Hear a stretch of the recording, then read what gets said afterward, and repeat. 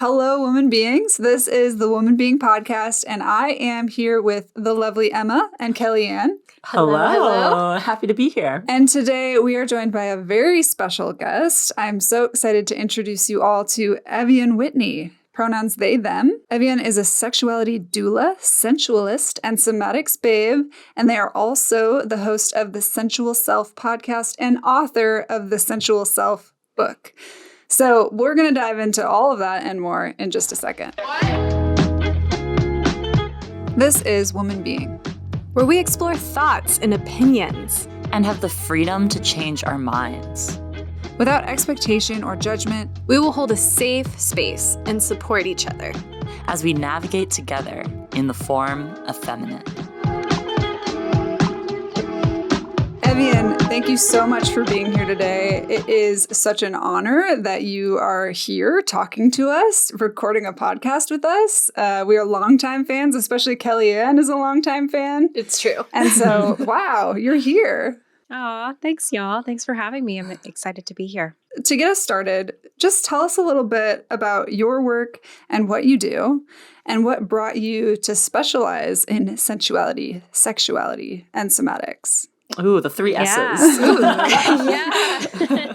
A little alliteration, which was not intentional. But yeah, so I've been a sex educator, a sexuality doula since 2011. So I've been at this for a little bit, and I really got into this work from a place of wanting to really understand my own upbringing, my own wounds and traumas around sex and sexuality.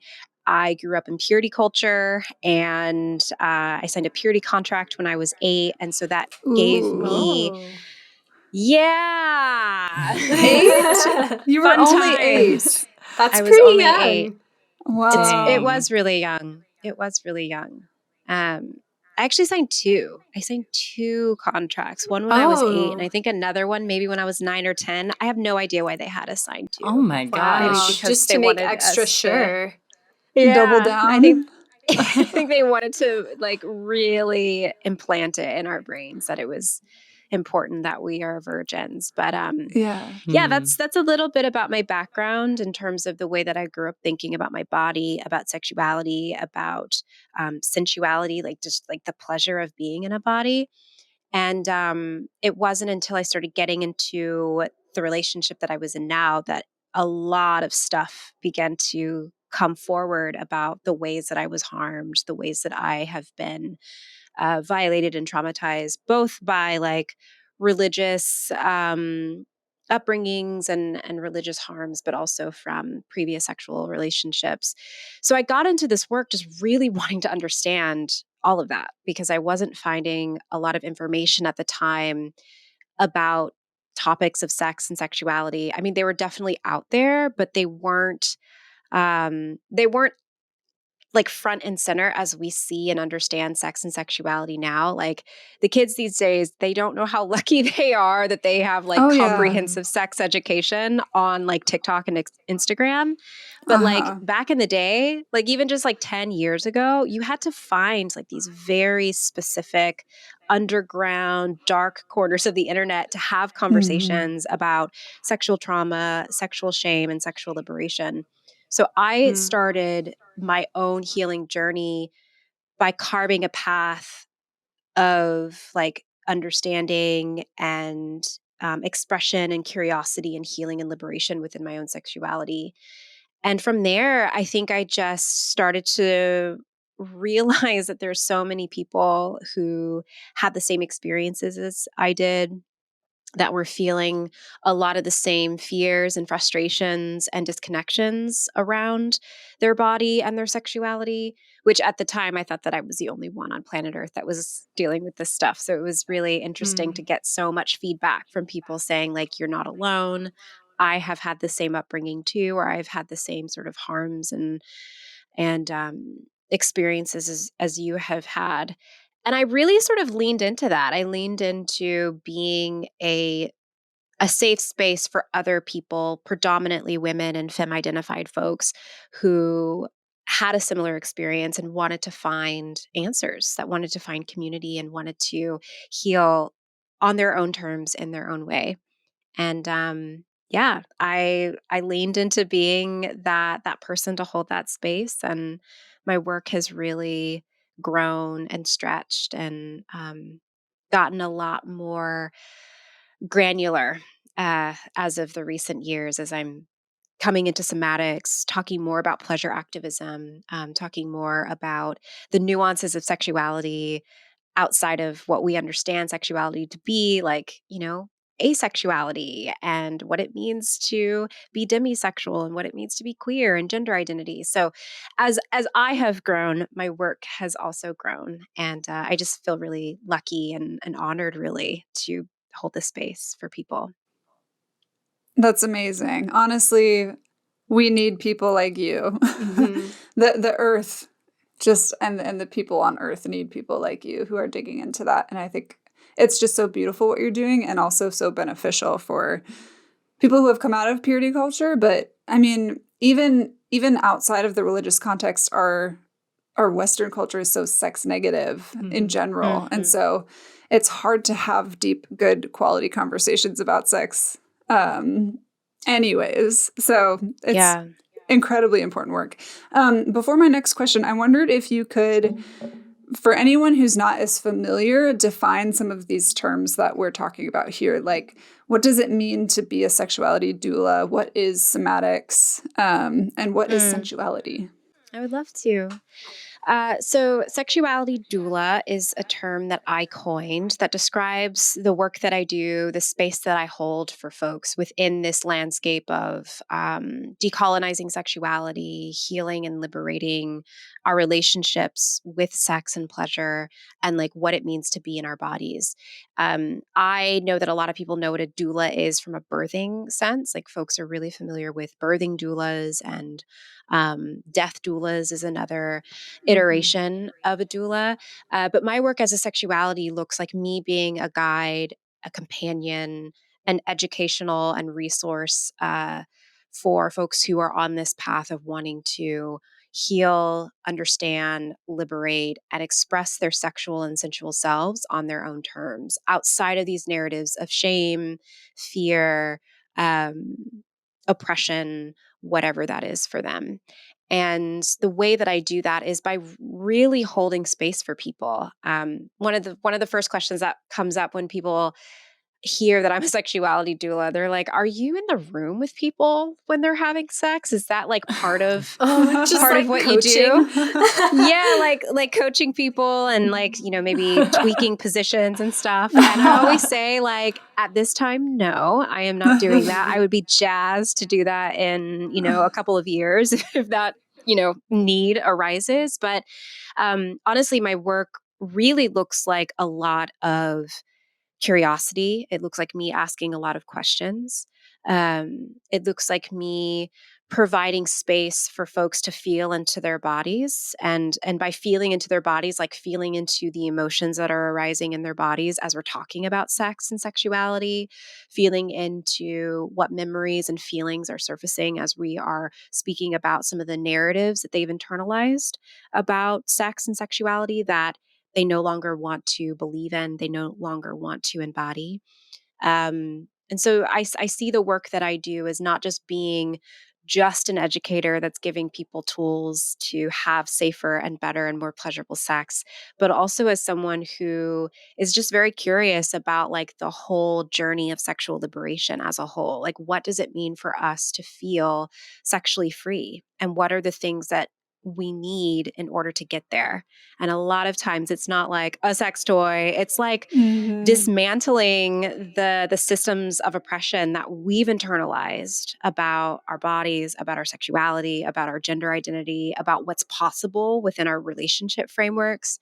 So, yeah, I mean, that was a long-winded answer in terms of what sexuality doula is, but I just like, it's so nuanced. There's a lot of layers to it. And I think that's why I gravitate more towards the doula aspect of it rather than like, I'm an educator or I'm a writer or I'm a coach. I like, there's just so many aspects of this work that I fold in that I feel are really helpful for people to have that lasting transformation within their sex lives and within their bodies. And then these other pieces, as a sensualist, I work a lot with the senses. I work a lot with the body. And I can actually talk about being a sensualist and a somatics babe, as you all said, or a somatics practitioner, sort of in the same light, which I see those two things as being about the body. Like I do a lot of body-based practices. I incorporate a lot of body-based methodologies and frameworks for people because a lot of the stories that we've internalized, a lot of the ways that we are embodying our sexual shame happens in our bodies. You know, a lot of the harm and the trauma that we've experienced has happened through our bodies. And so it would make sense that the technologies that we would need in order to access healing and liberation would happen through the body. So as a sensualist, I'm really interested in what connection do people have not only with like their bodies, their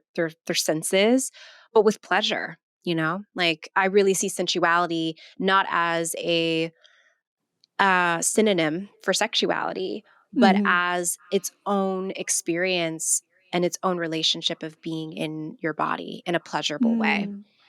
So I blend that in with somatics, which is also just this other aspect of being in this body-based framework, you know, really looking at the body as a living thing that holds history, that holds stories, that holds so much wisdom. And the practices that I incorporate around sexual healing, around sexual liberation and sexual curiosity come through that space of, yes, we can talk about it. We can try to intellectualize what sexual healing and liberation is. But I also want to hold space for like what the body can hold and like what the body can tell us and teach us about who we want to be and who we want to step into. So yeah, that was a little long-winded, but you asked, so Yeah, that's where I'm at. No, thank you so much. I think that's just helpful in laying the groundwork a little bit more for anyone who's less familiar. I'm sure they won't be after this podcast because they're going to go and listen to all of your episodes. Would you then tell us a little bit about your journey then of coming home to yourself and embodying pleasure and sensuality for you? The first thing I'll say is that I'm still on that journey. I am still in process of healing and liberating myself. And it's probably one of the most frustrating and beautiful parts of being a human being is that we're never going to arrive at a healed space, that we're always in motion. And I really feel that with my own journey. I mean, we're having this conversation a few days after the new year, and I'm thinking about like, oh my gosh, I've come so far, and there's so many aspects of my life and my healing that I've achieved. And there's also so much more for me to do. There's so much more for me to go. And I just like to like lay that as a framework first because I don't want anybody to think that like I'm an expert, that I have like hit this sexual peak of knowledge and wisdom and everybody has to be like me with these like 10 steps that I'm going to share or whatever. Like I am a human being. I'm living in a world that has deeply affected and continues to affect my ability to be in pleasure, to be in relationship with my body, to be in right relationship with my sexuality. And as a result of that, I'm constantly healing. I'm constantly on that journey, as I would imagine everybody listening is as well. Um, but I will say I am a lot farther along than I was when I first started. And when I when I first started, I mean, as I sort of mentioned, you know, I grew up in a conservative Christian home, so a lot of conversations about sex did not happen really for me. I was taught abstinence only. Basically, the message was like, do not have sex until you're married, and there wasn't a lot of conversation about other aspects of sexuality or pleasure or desire or arousal, consent. It was really just kind of drilled into us that being a virgin was the most important part of us, and that if we were to achieve that, then you know we get to heaven, and everybody wants that. So yeah, so that was sort of how I got started. Great place to start, right? Yeah, so fun. I highly recommend to absolutely nobody. And like what's interesting about this is that like I remember hitting a period, like I was around 15 when I first had sex. So the purity contracts that I signed did not stick. And I'm very grateful for that. And also there's some stickiness within that as well. But I remember being 15 years old and just like really very unsure about what was being taught to me about my body and about my sexuality. And I really wanted to carve my own path. Like I really wanted to find my own way and not be beholden to these very rigid and strict and binarized rules around sex, pleasure, sexuality, love, connection, intimacy, et cetera, et cetera. And I think that was from one of the places I decided to have sex for the first time. And then the other aspect of that is just like I had no education. Like I made this decision to have sex for the first time, not from a place of informed consent. I had no idea what I was signing up for because I didn't get proper sex education. I knew about condoms. I knew that the penis went into the vagina. And I knew that I could get pregnant. And that was pretty much all I knew. I didn't know I had a clitoris until I was like 18 years old. So it was wild. It's actually really wild for me to really think about that in the context of where I'm at now. So I had this upbringing and I had this very, very bleak understanding of sex and sexuality. And it wasn't until I got into the relationship that I'm in now that it really started to come to a head that so much of what I was taught, so much of what I experienced sexually was harmful in so many ways. And I had a period. So I've been with my partner uh, for 16 years, and when we first got together, our relationship was so sweet. We were having like just sweet sex, and it was really amazing. And then the moment we moved in together, I started having panic attacks every time I had sex. Oh. Wow. Oh, And no. it was really hard. I had no idea what was going on with me. I had no idea why it was happening. It felt like my body was trying to tell me something, but it was completely inconvenient and I didn't know what to do. And there wasn't anyone I could talk to at the time to talk about what was happening to me. And so I just felt really alone. I felt really isolated. And I also felt really othered because so many people around me, like I was in my early 20s, and so many of my friends were talking about these amazing orgasmic experiences they were having with their partners. And I was like, that is not it. Like I am crying in the bathroom after I have sex. I feel like Oh. stuff is like resurfacing for me every time I have sex that I don't really understand or can't put words to. And so it was actually from that place of just like frustration and ignorance and just like fed upness that I got into the work of sex education. Like I realized that so much of what was going on with me stemmed from trauma that I hadn't looked at, that I hadn't named because I had been taught that that's not something that you talk about, it's not something that you look at, and also that I kind of sort of did that to myself. Like I really internalized that I got sexually traumatized because I broke my purity contract.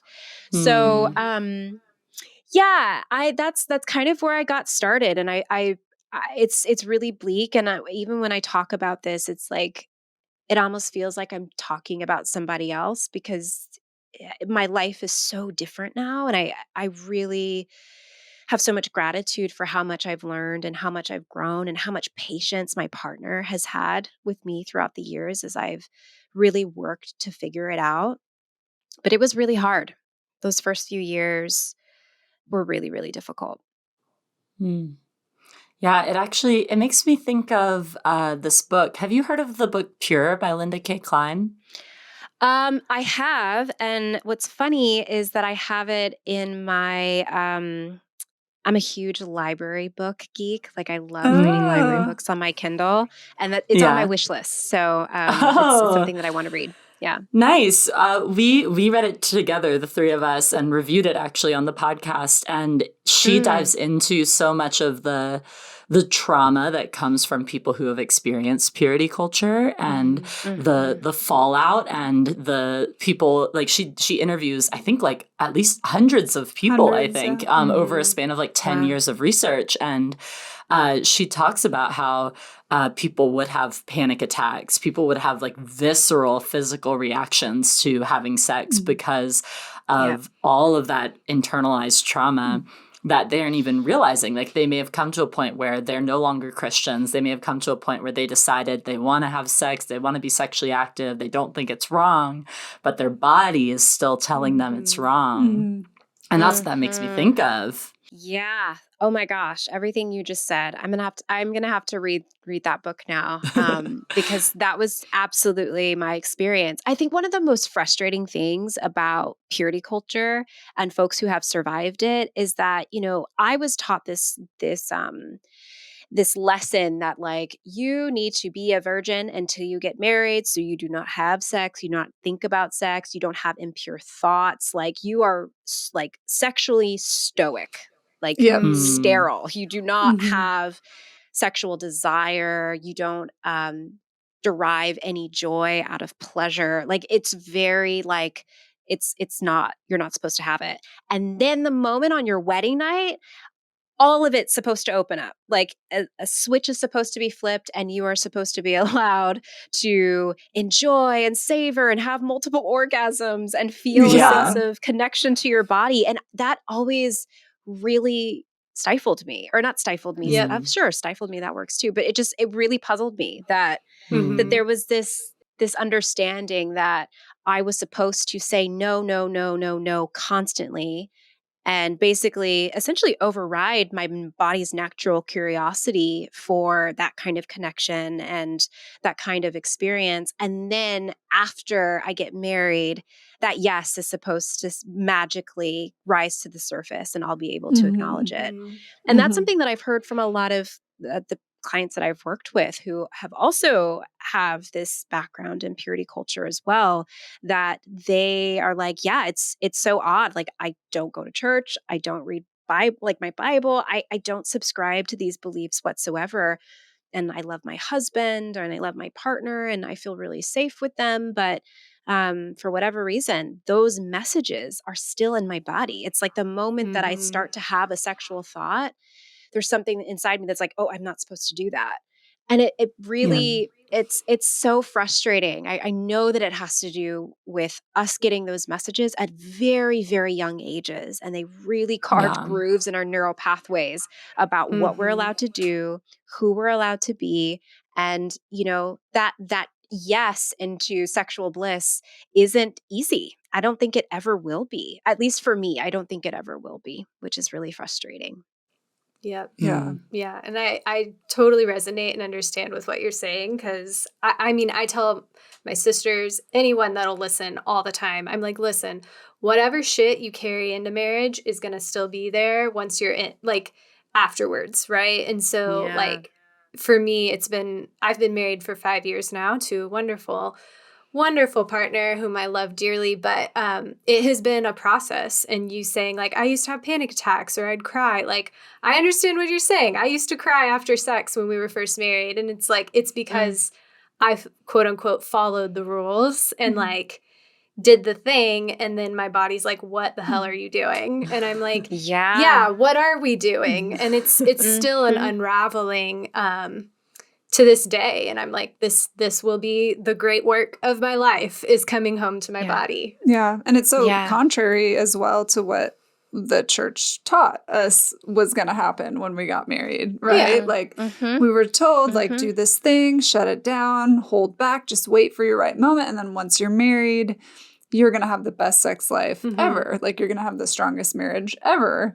And now, like, I don't know how long purity culture has been going, but mainly 90s and early 2000s, I'd say was its big heyday. Now that we're like 10, 20 years past that, and all of these kids are grown up and, either married or finding sexual partners we're finding that is very much not true. No. And the harm that it's caused is actually the opposite of what they expected it to be, or they taught us that it would be. And even still today, I think for me, one of my biggest things today is acknowledging my sexuality outside of the context of we're in the bedroom and we're about to have sex right now, right? Like, because I'm so accustomed to having everything shut down outside of that, like marital bed context, that like being turned on is hard, you know, or being just accepting my sexual needs is hard. But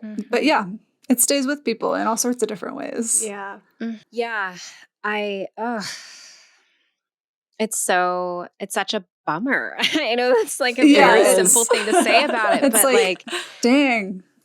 Yeah. I mean, hearing you all talk about your experiences, thinking about my own experiences, and I'm sure countless others, which by the way, like I just want to call in or just bring into this conversation the genderizing of this, because I haven't heard very many men, boys talk about purity culture in the way that I see women, non-binary folks, and femmes doing it. Like, I know that the boys in my church got that conversation, but I don't think it was the same conversation. I think it was like, yeah, you know, be pure and like be a virgin. But like, perfect example is my high school boyfriend. We went to the same church. And so we both got that same talk from, you know, youth pastors or whatever about purity and the importance of virginity and things like that. And I asked him, I was like, yeah, how did that resonate with you? Cause like, I'm just so curious. Like the fear of God was literally put into me if I ever opened my legs. And he was like, yeah, they pretty much said like, it was important for us to be pure. But then I got a conversation from my dad on the side that was like, dude, I know that like, you know, you're supposed to be a virgin, but like, listen, here's a condom. Here's how to use it. Like if you're going to have sex, make sure that you don't get anybody pregnant. Like it was this very big double standard. It felt that's like so unfair. Yeah, it felt like it was like, yeah, of course, purity, but also you're not going to stick by it. Like we all know this. We all know that boys are going to be boys. So like, just make sure you use a condom. Don't get anybody pregnant. And that always stuck with me. And it's sticking with me now as I think about this conversation we're having. Like I do not hear conversations with men who grew up in that same era, who were given, I'm certain, similar conversations about purity within the church. And they're having these same like somatic experiences of their body being like, yeah, I'm just, my sexuality is totally shut down. Like I'm sure there's men out there who have that experience. I don't want to say that there's none, but I just don't see it largely talked about the way that it's talked about in spaces like these. Totally. No, definitely. Well, and I think the pressure is not on the men for the most part, right? Like the pressure is on the women, and essentially it's like, well, you're the temptress, right? There's all the labels of you're the temptress, you're the one with the body, you're the one with don't be a stumbling block to your brothers, like never look sexy. And I even felt pressure to really never look beautiful, like never look alluring, because never even smile too much at someone. Like the internal shame and pressure of never potentially causing someone to be aroused was so real for me. And I did not see that same pressure for men or the boys that I grew up with in church. And so I'm like, can confirm. And it's like, well, no wonder a beautiful sex goddess didn't burst forth on my wedding night, because I'd been beating her up my whole life. And I had let everyone else, like, you know, shut that down. And it's like, now, you know, we're trying to nurture her back to life. And I think that's unfortunately the very brutal cycle. Yeah. I was curious, Evian, I mean, in the time that you've spent, I mean, you've probably talked to so many people about their journeys, especially as it relates to purity culture. Could you share maybe some of the specific ways that you've seen Christianity foster that disconnect between self and sensuality? Yeah. One of the first questions that I ask people that I work with is, what is your relationship to your body? And then that follow-up question is, what is your relationship to making your body feel good?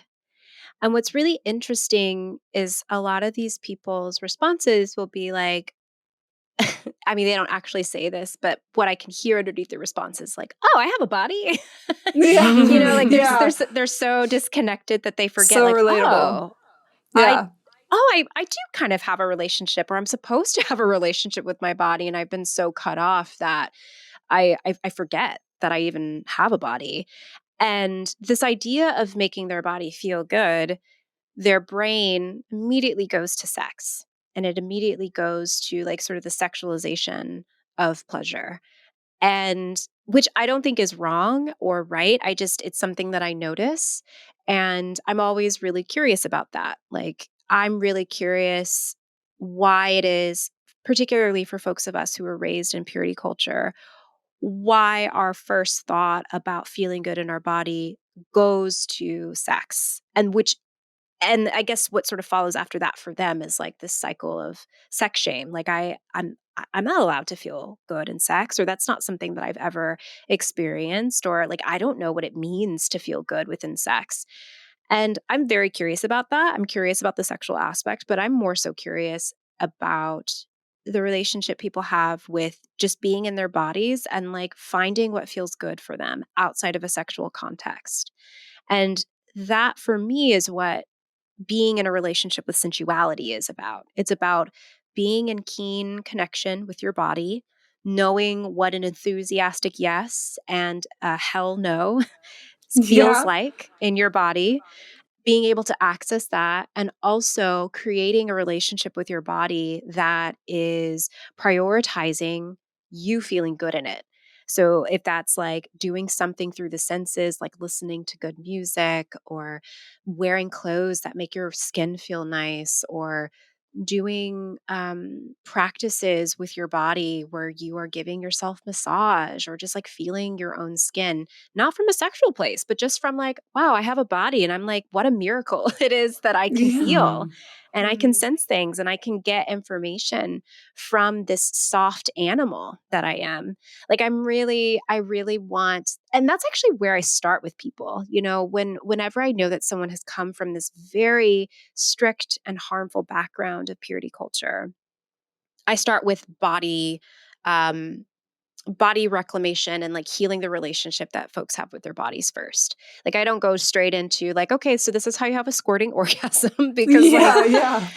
like I can give you those techniques, but if you're not even connected to your body on a regular basis, like how could you possibly be connected to your body in a sexual space? So that connection outside of the sexual realm to pleasure, to feeling good, to your senses, to what an enthusiastic yes and no feels like in your body. Those are the first places that I start. And it's not glamorous work. I think that's the other aspect of why I gravitate toward the word sexuality doula. Like when we think about birth is a beautiful thing, but it's also really fucking messy and it's painful and it's Mm-hmm. long and it requires breath and it requires tears and it requires space and time, and like there's just so many aspects of that, and so much of like the first few weeks, the first few months of me working with people is getting down to the root of these parts of ourselves that we have shut off, that we have shut down, or that we have completely not even been aware of were options for ourselves because of the religious teachings that we've been given. Um, and then I also just want to name that I have met with many clients and I've spoke with many people who don't have backgrounds in purity culture, who are like, yeah, I was raised in a pretty sex positive home, or like, I could talk to my mom about sex and orgasms, like it wasn't a taboo thing, but they've still inherited stories of shame of sexuality because it's part of our culture. Especially if you live in America, like this country was founded on puritanical values. So like I'm not just thinking about like what one person is bringing to me when it comes to their quote unquote sexual baggage. I'm thinking about their grandmothers, and I'm thinking about their great great grandmothers and their aunts and their sisters and um, their trans siblings and their queer siblings. Like I'm really seeing the whole story and really asking that that is also held within that context too, because it absolutely is a part of us. Even if we haven't been physically touched by purity culture, if that's not something that we were in, we are still in a culture that is shameful around sex, that is simultaneously Absolutely. sex obsessed and sex negative. So Yeah. I just want to name that for folks who are like maybe listening and don't have that background, but still are like, well, where the fuck is this coming from then? Like, Yeah. I can't point to a scripture in the Bible or, a purity contract that describes where this is coming from. And I just like to remind folks that like it's in us because it is part of the structure, the systems that we're living in and that are still being played out to this day, in 2023. It's wild. It is. It definitely is. Well, Evian, to maybe pivot slightly away from faith, although faith may still very well be part of this. I'm curious to hear some as you work like in the field of sexuality, of sensuality, and you're obviously interacting with these topics a lot. I'm curious to hear how your personal sexuality has impacted your work and the trajectory that you've taken. I would love to hear more about that. Well, it's an interesting thing to do the work that I do because so much of the work that I do is really it emerges from my own curiosity and healing and understanding of myself. Like I've tried to really separate my own story from the teachings that I give folks or from the way that I facilitate. And it is so difficult because I really got into this work from a purely selfish place of wanting to understand my own sexuality. So every time I come into my work, like my work is constantly getting shifted and changed based on what I am currently finding out about myself, what I'm currently claiming within myself, what I'm currently healing within myself. So like when I think about the last 12 years of this work, even longer, I mean, I started like getting hints and nudges into like sexual liberation healing probably like in 2007. But I really didn't Wow. actually start to do the work like actively until 2011. All that to say, like when I think about who I was in 2007 and who I am now, like I have gone through so much change. I've gone through change in my gender. I've gone through change in my sexual orientation. I've gone through change in the ways that I see and understand marriage and long-term relationships. I've gone through change within my own sexual identity. Like I am on the ACE spectrum. And that is probably the more recent discoveries that I've made about myself, which is always a fun thing. Like I think it's pretty cool that I'm 35 and I'm still coming out as things because it means that I'm growing and I'm learning and I'm shrugging off stories and narratives that no longer serve me so that I can get to the core of my authentic self.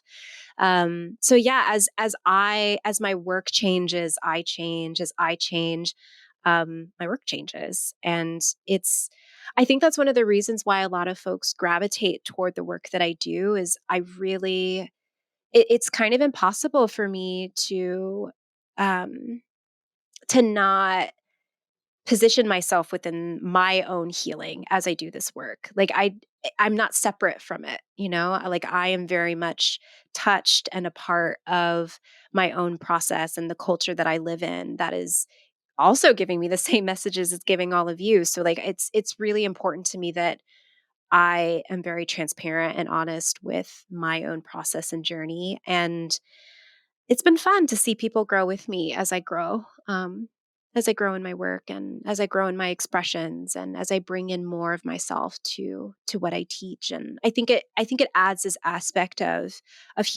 humanity, really, because I'm not like, oh yeah, so I went to school for like 10 years or whatever and now I'm an expert, so listen to me. It's like, oh, actually, like I got triggered yesterday when I had sex. That still happens even to me as a sexuality doula. Like I do this work day in, day out. I'm constantly talking about, thinking about, reading about sex and sexuality and healing. And I still have those days.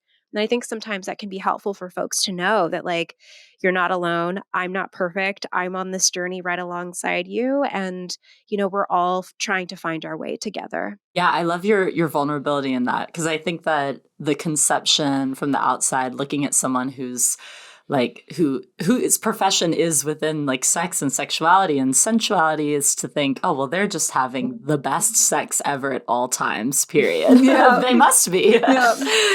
You just wake up and the sun beams on your face and you feel the pleasure.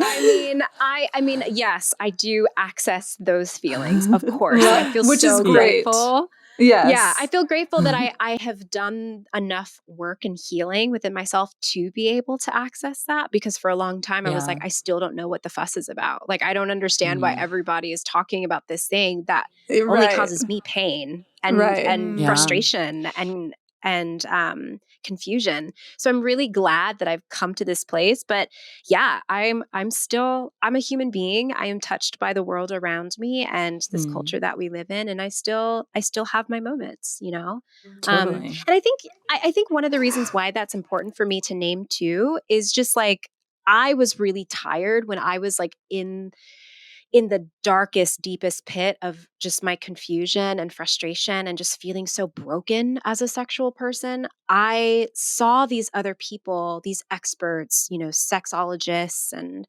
scientists and sex therapists. And, they would talk about how they've healed themselves and how good they feel in their bodies. And I'm like, okay, that's great for you, but I don't feel like that. And I just felt even more alone. I felt even more isolated and that I wasn't doing something right. So I have found a lot of healing and just a lot of belonging when people are very honest and show the humanity of their healing processes, because it just makes me feel like, oh, I'm right on time. Like I'm not missing anything. I'm not doing something right. Like I'm exactly where I need to be. It's a journey. Definitely. I also love your perspective in terms of sort of the joy of getting to come out within some, like with your sexuality again, like the idea of like you're peeling back the onion, the layers of who you are, like you said, shedding those stories that you've been told all your life, and getting to like have changes in the way that you talk about yourself and the way that you present yourself to the world. I think that's just like a really beautiful perspective in how you think about it. But I know that a lot of people have more negative perspectives when it comes to sexuality and gender. And I'm curious to hear from you what it's been like to, or like what kind of misconceptions you've come across about asexuality or being non-binary or any of the things that come along with all that you teach. What has that been like? Oh, there's so many stories. Like I'm thinking about like pleasure. I'm really, really fascinated and like a disciple, I guess, of pleasure and like what it means to feel good in my body. Yeah. Like if pleasure were a deity, I would pray to that, because I really believe that is the reason why we are here on this earth, is to feel good and to help other people feel good too. In ways that are safe, sane, and consensual. But like with that comes people being like, oh, well, I guess you're going to be a hedonist, and being a hedonist is bad. And, you're not a respectful member of society because you're not being productive, because pleasure warps your sense of responsibility, which I think can happen. But that's not the only narrative around pleasure and feeling that doesn't good mean in your avoid body. pleasure at all costs. Yeah, I know. We live in such a binary world. It's like we don't have room for both. We don't have room for discipline and also flow. You know, like yes, I can be disciplined within my pleasure, but I can also allow myself the spaciousness to prioritize what feels good to me. Like that can be a practice of self-love, self-preservation, self-care, and like intimacy building between myself and other people. And then of course, you know, with things like asexuality, which I still get, I think that in all these things, all of these systems and foundations that I'm constantly trying to shake with my work, there are a lot of people who don't believe in that, you know. Coming out as ace, there's a lot of ignorance about it. A lot of ignorance about what being an asexual person is and what they're allowed to do. When I came out, actually, on Instagram, just like talking about like, oh wow, I'm so excited, and also like freaked out that I guess I'm asexual. I've been running from this for my entire life, and now it finally feels like I can root into this identity a lot more. And I was talking a little bit about my experience about like, yeah, you know, I don't really experience sexual attraction. I don't really get horny. I don't really experience, like, my libido has always been pretty low.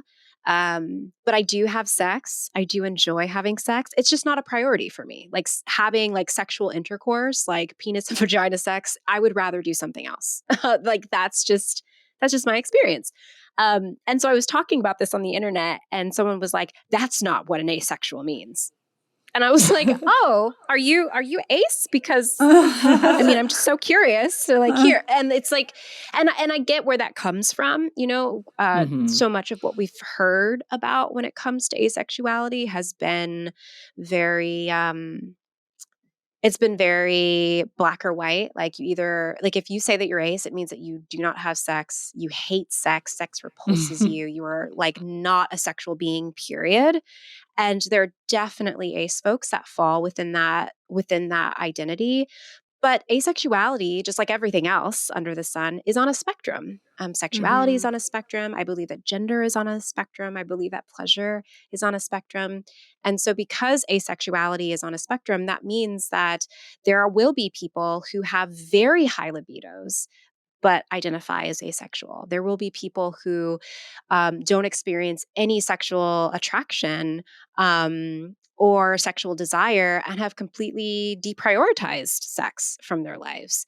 So I always recommend for folks who don't know about pleasure activism, who don't understand asexuality, who don't understand non-binariness, like read a book. We're in such a beautiful time in our lives right now where like anything that we want to know is at the tippy tops of our fingers. So there's so many resources for people to educate themselves and to sort of get caught up with the ways that we as human beings have created more variance within our expressions, within our gender, within our sexuality, and also more nuances in the ways that we can identify. And that's a good thing. Like, I believe that variance is a good thing. And I want to invite that to other people as well, to not see themselves as black or white, to really give themselves the space to be fluid and flow within their identities. You're absolutely correct. We are in the most beautiful time to take ownership and educate ourselves. So maybe before you decide you want to pop off on Instagram, take a step back and be like, you know, I might not be the world's foremost expert. So let's take a second. Or be honest with yourself that if you don't want to do that education, be honest. Like I was having a conversation, I think it was last year, around someone who, in their own words, said that she didn't believe in non-binariness. And I was like, that's such an odd statement to make, but I'll allow it. Like, you can have your own experience. And, you know, me and another friend of mine who is also trans, like, we were having this really enriching, generative conversation to try to get this woman to be like, just to understand what we were saying and to see us in our humanity.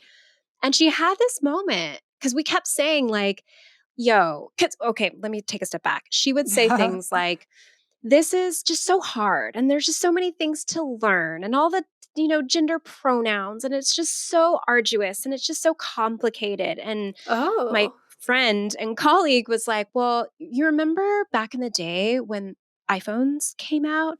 It was really difficult for us to learn how to use an iPhone. Like, it was really difficult for us to know which buttons to press, how to work the screens. Like, we had to teach ourselves. We had to learn. And the reason why we did that labor is because we cared about it. We cared to learn how to use an iPhone. And similarly, if you care about these issues, if you care to be in community with people who have these different experiences, expressions, variances, if you want to be a part of a community that makes sure that these people are safe and that they're not being oppressed, you will do the labor. You will do the work. You will read the books. You will be a part of communities. You'll ask the stupid questions, and you won't be afraid to make mistakes. You won't be afraid to get it wrong. And she basically said in the conversation, which I was really appreciative of, she didn't want to learn. She said, like, I have too much stuff on my plate. I'm trying to do too much. I don't have time to read any books. I'm not interested. I don't care to learn more. And it was this like really interesting. Right. It was this really interesting point in the conversation because on one hand, I'm sure people listening were like, oh God, you don't want to learn? That's like, how awful of you. But for me, I was like, thank you for being honest, because now I know that you can't hold me, that you are not a safe space for me and my other trans siblings to be around. Like, we understand your capacity and we won't be checking for you. So thank you. You gave us a gift by being radically honest. And so like I also want to give folks that option too. Like, if you don't want to learn, fine, just be honest with that so that other people around you have the ability to be like, okay, well, then we understand that these are not conversations that we can have, or that you will not see my humanity. And I can't be a friend to you because of that. Like, we get to make our own choices around how we orient ourselves to those types of people.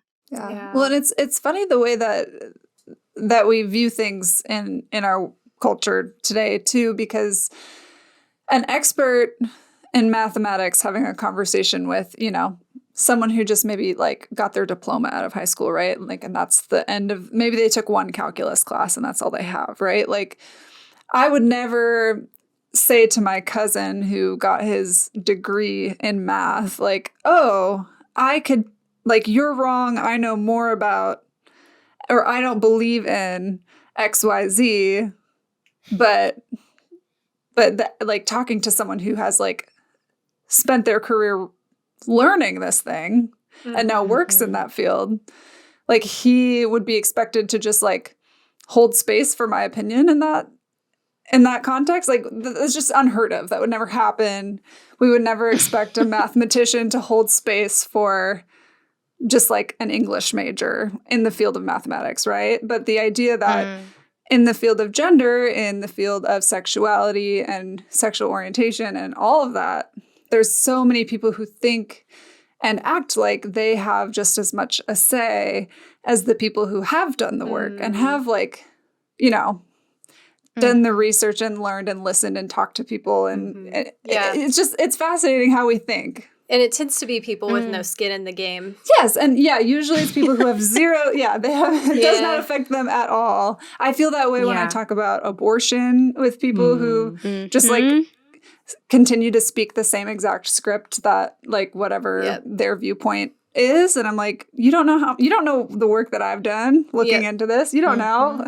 The stakes for you are very low. This doesn't affect you. Yeah. So I hear you. I totally hear you. I think it's important to like to flesh this out and to just like make space for all of it, because we are going to come across people who just don't have an interest in learning more about us, particularly if we're marginalized folks, particularly if we have different opinion. I don't even want to say opinions, because it's not about opinion. It's about humanity. It's about like giving people access and rights and it's not even, it's like equity, you know, but anyway, these people will think that their opinions, right?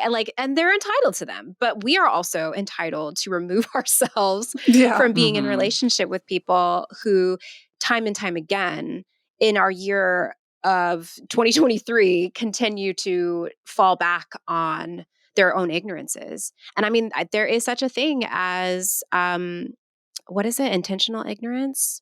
There's a word for it, like a willful ignorance. Yes. You know, like Yep.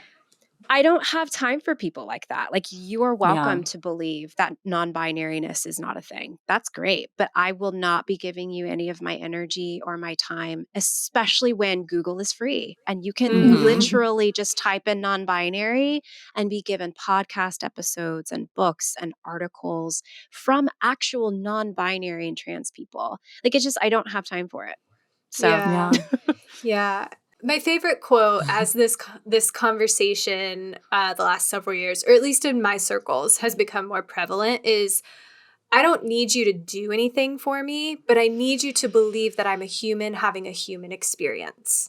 And I'm like, that just kind of, I think, lowers the stakes a little bit of like, you're a human having a human experience. I'm a human having a human experience.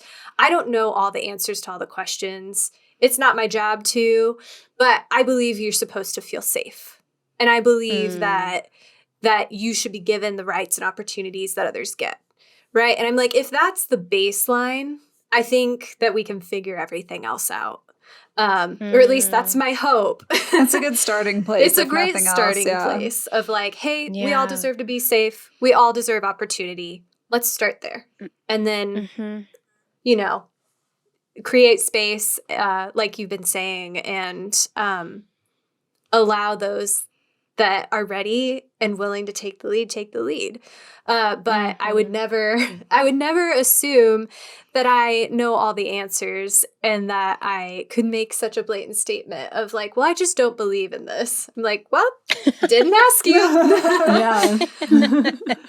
It doesn't change. My response was like, okay, you don't have to believe in non-binariness, but non-binariness believes in you. You can not believe in gravity all day, but it'll still hold you down to the earth. Like, it doesn't change. You can believe in the earth is flat, but it will still be round for you. That's true. But I have to ask, the trying to be more present in your body, like this has been something that I have been working on for roughly 5 years now. It's associated with joy often and being content, but it can also bring up anger, guilt, anxiety. For me, I live with chronic pain. So what does it look like to be present in a body with chronic pain? But how do you balance those emotions while just working towards presentness? How, is there a balance? Does balance even exist? I don't know if there's so much of a balance as there is just like a radical honesty and acceptance of what is. I don't even know if I like the word acceptance, because I think that has some negative connotations, particularly if we're talking about things like chronic pain or chronic illness. I think it's more just like a radical acknowledgement of what is, and like not trying to judge yourself, not trying to be something that you aren't, not trying to make what isn't there, but just, for me, presence really is about just being with what is. And if what is anxiety or feeling triggered or feeling joyous, like really being with that feeling and that sensation, while also knowing that it will pass or it will move or it will fluctuate, because nothing is ever one stagnant thing. We're always in motion. We're always moving. Same with our presence practices, like I've been really committed to doing more meditative practices, to like actually sit on a cushion and just like be still with my breath and have a moment of quiet throughout the day. And that has always been something really difficult for me. I go in and out of that practice because some days it's like, cool, I could do that. And other days my anxiety won't allow me to do it. So even allowing ourselves to just like be alive within this practice of presence, like there will be days where it's really difficult. There will be days where our body is just like, nope, not going to happen today. Like, how can we also be present to what is, acknowledge that, and give ourselves space to be that without trying to judge or shame or, make ourselves feel bad about it. Yeah, that's actually, I mean, I may be just like saying like what is obvious here, so forgive me, but I'm catching up. There's everybody wants to be like, everyone likes the idea of being present with yourself when you think about like savoring that warm sip of herbal tea or feeling the sun warm your face or, like self massage or, some of those beautiful love, smelling the grass outside, all those beautiful things that we enjoy. But yeah, like presentness in pain is very hard to do, and presentness in sadness or grief or anger is not quite as appealing. But it's almost like if we're not holding space for some of the hard things, then we limit our capacity to hold space for the happy things, in a sense. Yeah, that's right. That's totally right. Something that I say in my work a lot is that you cannot self-select what you want to feel and also expect yourself to be able to feel good and feel like the full spectrum of feeling good. Like you can't say, I want to only feel pleasure, but I also don't want to feel the other things. Like in order for you to feel really good, you have to feel everything. And you have to be able to be in space with that, like be in relationship with the complexities and the fluctuations of that, because we're not going to feel good all the time. That's just not possible. And anytime we try to do that, that's like spiritual bypassing, that's like toxic positivity, Yes. like part of being a human being is that fluctuation. It is those down spells. It is the cycling, the waxing and the waning. So, I find that it's really helpful. It's been really helpful for me to see the hard parts that I experience as being a companion to the good parts. Like my grief can be a companion to my pleasure, and my anxiety can be a companion to my presence. Like they can both work together. And it's hard. As I'm saying this now, it sounds really poetic and beautiful, but it's really difficult to do. We don't live in a culture that teaches us how to be with the both ands of our experiences. We are on one side or the other. We live in a very binarized black or white society. So this idea that like we can look at pleasure as being a vehicle for us to get to our that helps us to connect deeper to our pain or vice versa. It's kind of revolutionary to think about that. But I have found a lot of healing and just a lot more space opens up when I'm not trying to make myself feel something that isn't there. And I'm also not being like, I only want to feel good all the time without completely acknowledging this other part of myself that happens, that comes up, that's part of life. Like that is what makes pleasure so impactful, is those hard moments that we have.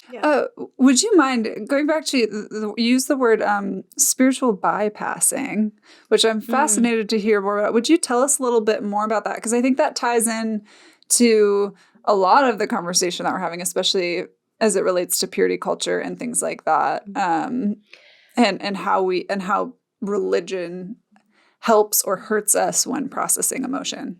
So spiritual bypassing is this idea that we are not allowed, or that it's not good or beneficial for us to focus on hard emotions, psychological wounds, that we're not, like, it's not beneficial for us to face these parts of ourselves that are a huge part of our human existence, that are a huge part of who we are as human beings.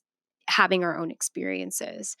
A really great example is something that really frustrates me when I hear that I've heard from my own family at times where I'm having a really hard day and maybe I'm anxious or I'm depressed, and I confide in a family member about that, and they just said, "Well, just pray about it.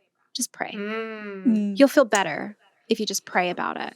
Or be Mm-hmm. happy. Just be happy. Don't be sad. Be happy. That is like an example of spiritual bypassing. And like toxic positivity also comes into that. It's like the moment you start having a hard feeling, you're like, oh, I'm not allowed to feel hard things. I'm not allowed to feel sad. I'm not allowed to feel ungrateful. I have to be happy. I have to bypass and like override these sad, hard feelings because it's all about being positive. It's all about like attracting goodness and manifesting like abundance and all of those things. Like those are the sort of ways that toxic positivity and like spiritual bypassing can come up. I think honestly that these can be trauma responses, that these can be protective mechanisms that we put up so that we don't have to face these aspects of ourselves that are just really hard. And like, I don't want to knock the people who do that. I don't want to knock the people who rely on that because it's been created to help keep them safe, you know? Sometimes it's too painful to look at the emotions that you have been constantly shoving down for the last 20 years. Sometimes it's too hard to face the grief that you haven't faced. So I understand where it comes from, but it's not a healthy way of being in relationship with ourselves. Like we have to acknowledge our complexities, our shadows, our nuances, so that we can fully realize and experience the good parts of ourselves. Wow, this makes me think so much about deliverance culture, which I was raised in, and the concept of let's pray away the problem, right? So instead of, oh, you're experiencing anxiety, what in your life could be contributing to that? Or what do you need to help yourself calm down? Or, it's like, oh, you have a demon. Let's pray it away, and then you won't have the problem anymore. And then when that problem persists because you're ignoring your inner needs, or not caring for yourself, you feel like a failure. And so again, it's not like to pass judgment on those that rely on that. I agree with you. I think it's like that is some people's coping mechanism. But like the shift from I'm going to shoo away my anxiety to, oh, actually come sit next to me, anxiety. What's going on? It's a very distinct shift. It's a hard one to make. Absolutely. Very challenging, but wow, the wisdom anxiety has to share when you create space for it is for myself, it's been life-changing. Yeah. But I really like how you likewise. articulated that. Yeah, and I think it ties in so poignantly with some of the conversations we were having earlier, because I mean purity culture is a huge piece of this, but I think also layered in that is oftentimes a religious sort of understanding of hard things or of pain as a I don't know, non-God thing, right?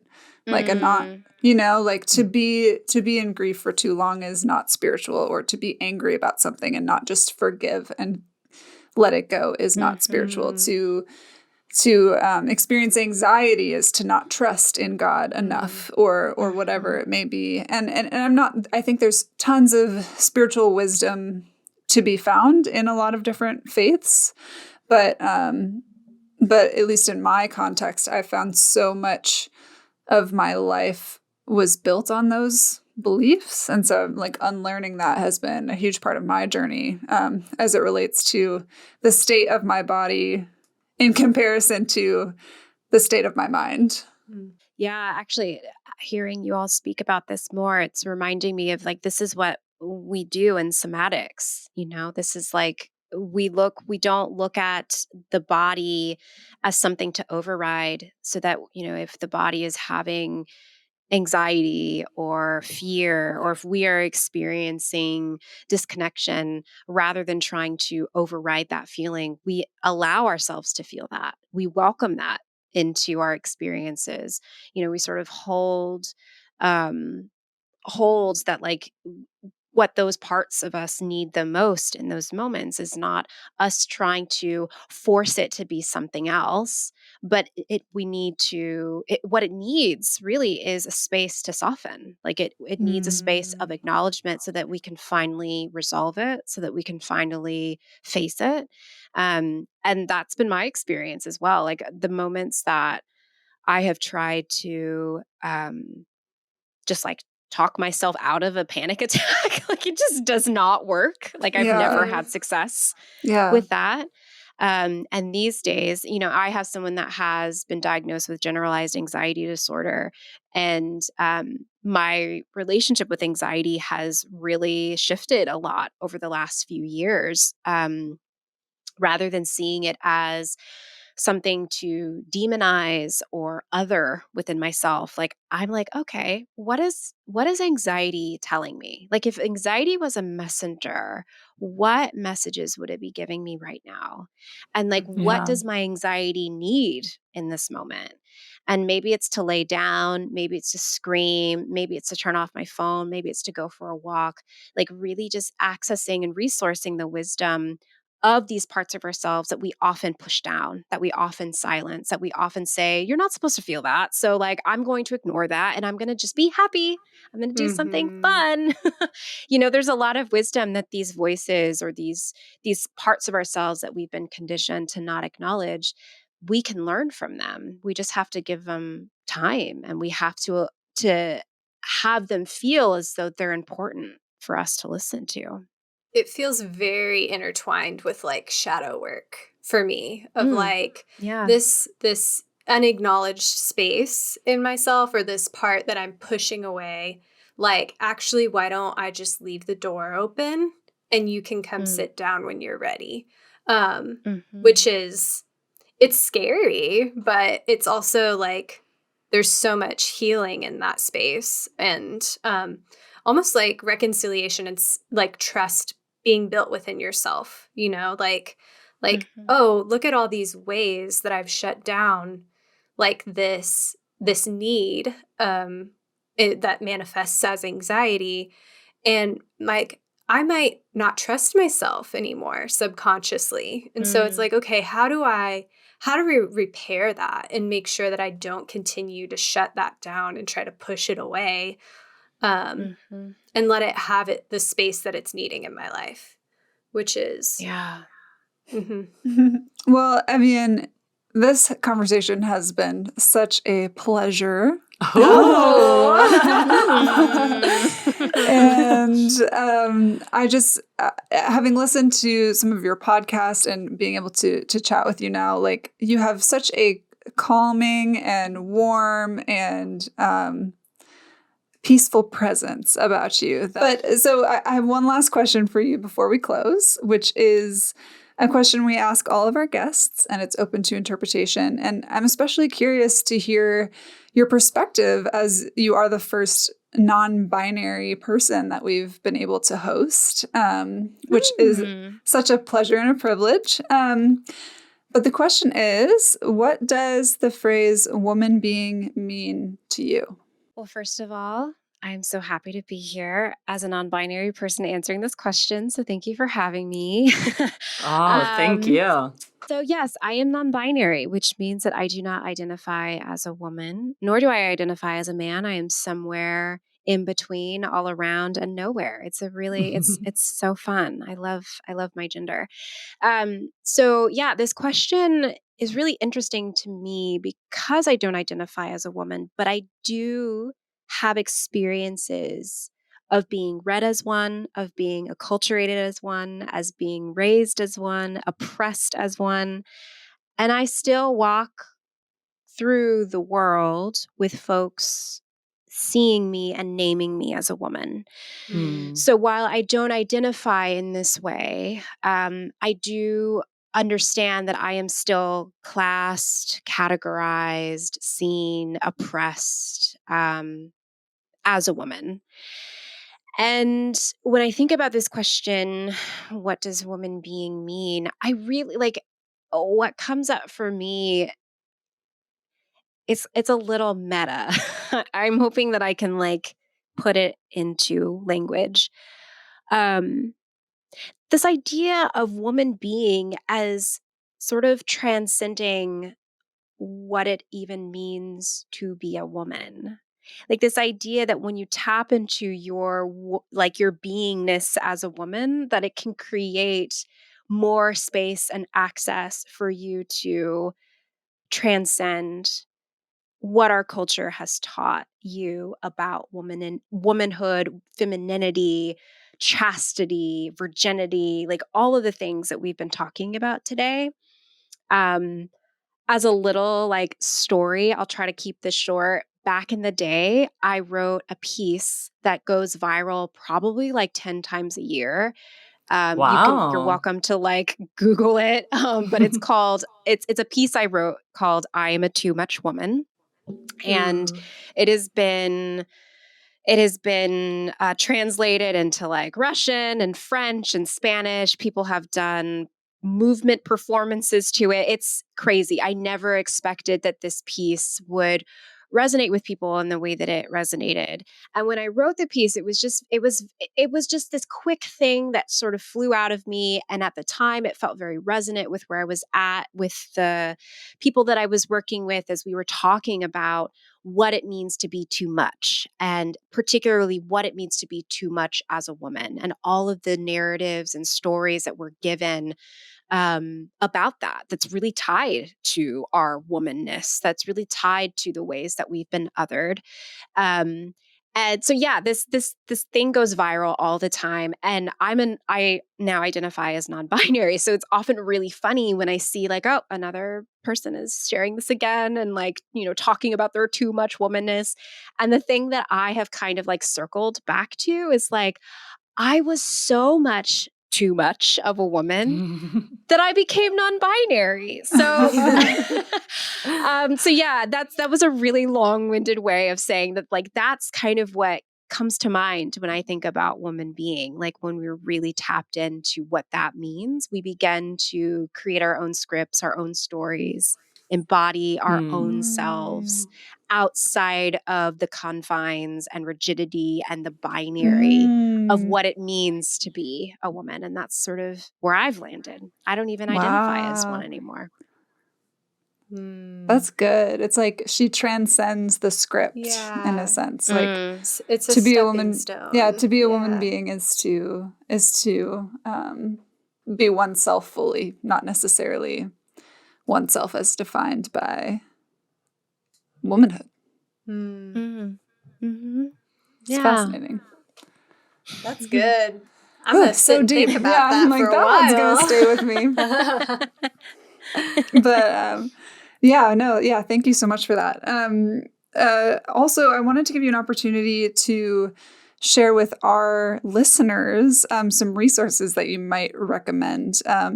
Definitely plug yourself and your podcast and your books, but also just resources for people who want to dig more into topics of somatics and sensuality, pleasure, all of those things. What are your favorite resources?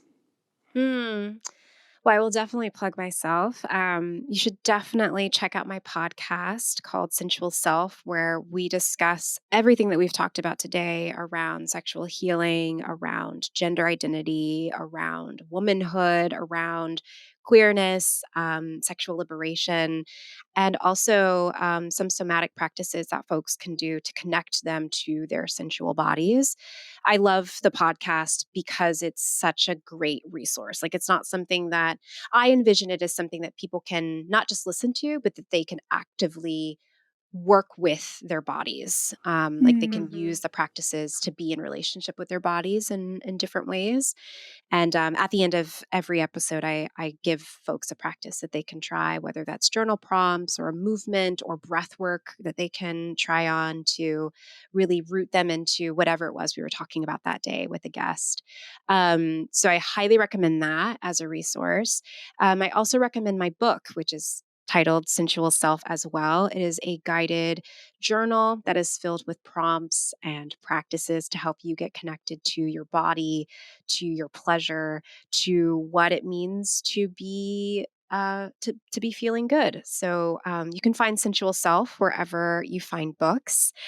Shout out to independent bookstores. I recommend that folks get it there, not 100%. Amazon, if possible, only if possible.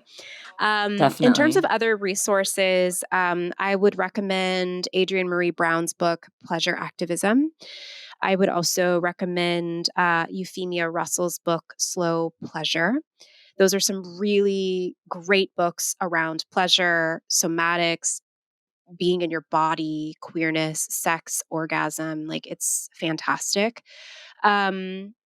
Because we talked about asexuality today, I want to plug Angela Chin's book, Ace, just to give some folks some education about what it means to be ace. And who knows, you might find after you finish reading the book that you might identify as ace as well. A really great place to start with that, if you don't want to pick up the whole book, is I actually interviewed Angela Chin about asexuality on my podcast. So you can find that somewhere, wherever you listen to podcasts. And what else? I feel like I want to give one more plug.